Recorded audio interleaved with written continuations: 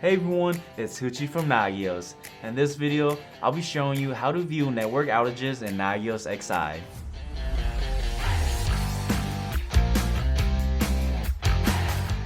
So what causes a network outage?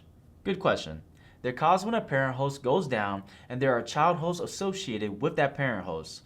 When this happens, all the child hosts will become unreachable until the parent host comes back up. So it's important to know when these network outages occur. With that said, let's get into it. The Network Outages page is accessible from XI's homepage. Here you can identify any network outages.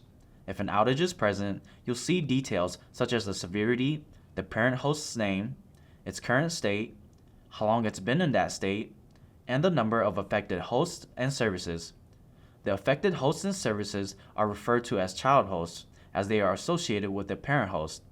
By clicking on the parent host, you can dive deeper into the detailed status and work on resolving the issue.